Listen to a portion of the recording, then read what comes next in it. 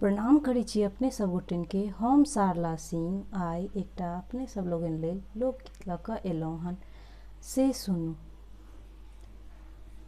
पटना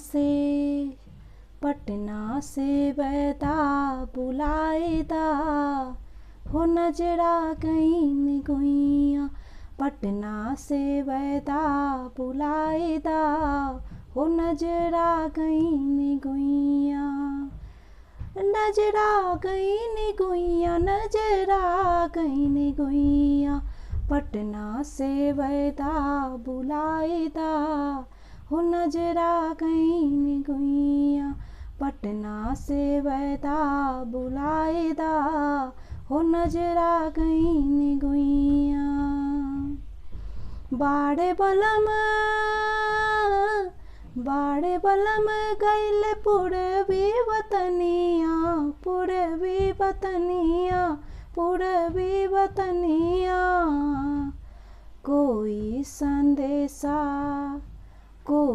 संदेशा पहुँचाएदा हो नजरा गईन गुइया।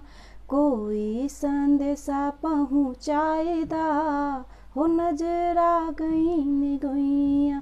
पटना से बैदा बुलाएदा हो नजरा गईन गुइया।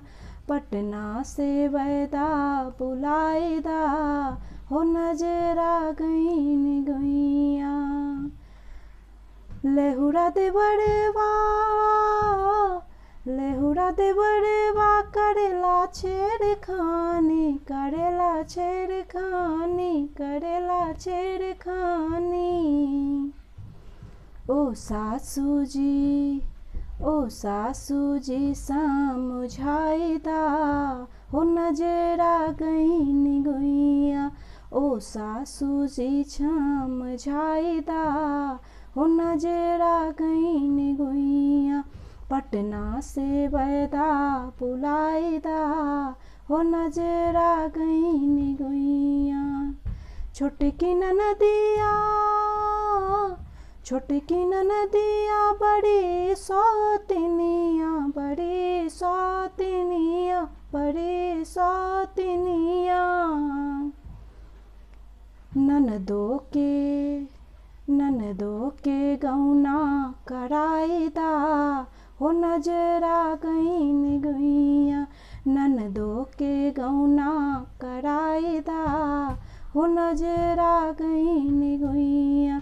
पटना से बैदा बुलाएदा हो नजरा गईन गुइया। पटना से बैदा बुलाएदा हो नजरा गईन गुइया। हो नजरा गईन गुइया, नजरा गईन गुइया, नजरा गईन गुइया। पटना से बैदा बुलाएदा हो नजरा गईन गुइया। पटना से बैदा बुलाएदा हो नजरा गईन गुइया। धन्यवाद।